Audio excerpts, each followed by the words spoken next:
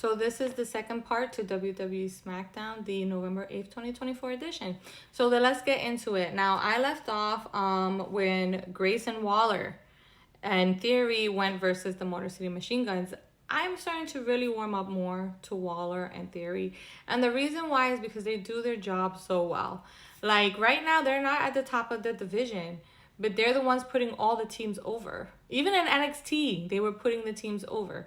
And so I can really appreciate that because they know how to sell and they know how to make these tag teams look amazing. They made the Motor City Machine Gun look really good. I thought that this, for their first opponents after winning the title, I thought this was the perfect opponents for Motor City Machine Guns. Like, it's very clear that people, the fans think very highly of them, but but does the casual WWE fan know about them? And so, these kinds of matches right here that we had are going to keep showcasing the Motor City Machine Guns and why they should have the title, why they won the title, and why you should be cheering for them because they're an amazing team. Now, clearly, the Motor City Machine Guns won this match. They're the tag team champions. But the most interesting part was what happened after the match.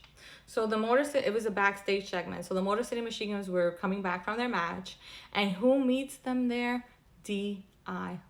And let me tell you, Ciampa, he starts to talk. Right? He starts talking like, hey, we've been looking for you. We need to talk to you. And then he gets cut off by the Street Profits, right? And the Street Profits is like, we are bringing the smoke. We talked to Adam Pearce and we have a match. We have a tag team title match next week. And let me tell you, when Ciampa lost his cool, like he lost his cool so hard that he threw his bottle to the floor, and the Profits were just laughing at him, and he walked away and Johnny walked away with him. But I like this slowly angering of Tommaso Ciampa, because either two things are gonna happen. Him and Johnny are gonna turn heel, which I think is that's like the plan A for me. It's gonna happen, and they're gonna have a hell of a storyline with the Motor City Machine Guns because Johnny's best friends with them.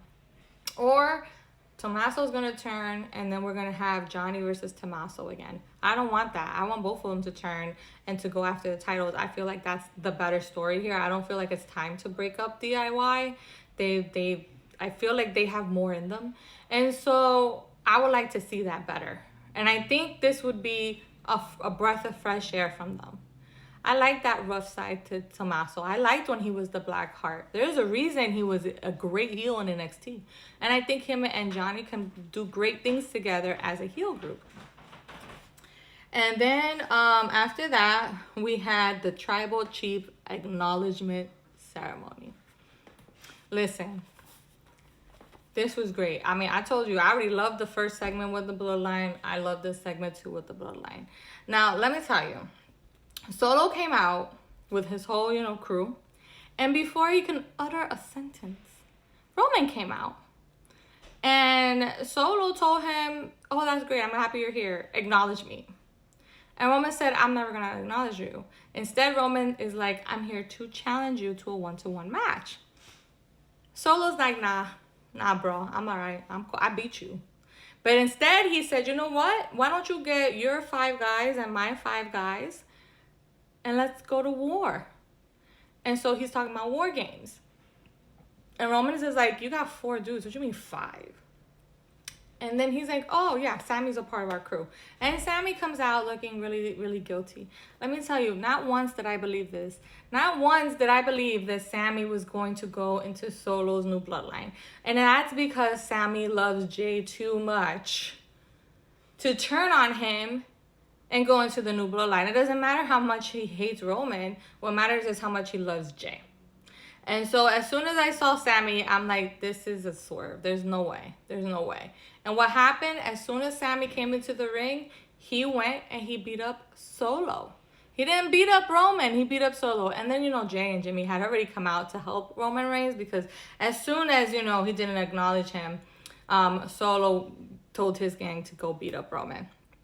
And so in the end, we had the original bloodline, and then we had Solo's bloodline going head to head, and the people who were left standing was Roman Reigns' bloodline. And all of them, it started with Sammy, put up their fingers like this.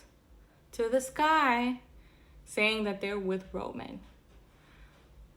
I was like, all right. No apology needed, I guess. I guess there's no apology that's needed. Just, it's okay, Roman. We're with you. We're with you, even though you didn't apologize. We still got your back, because Solo is worse than you. But at the end of the day, I still love the segment.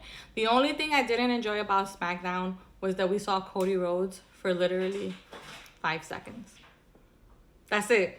And I feel like your champion should be featured more on your show. That's my honest opinion. I think that Cody should have been featured more on this show, especially with Kevin Owens stuff, because that's not over. He never got to address that because we were at Crown Jewel. So I really didn't like that, but the rest of the show was great. The segments were great. SmackDown was great. Thank you for watching.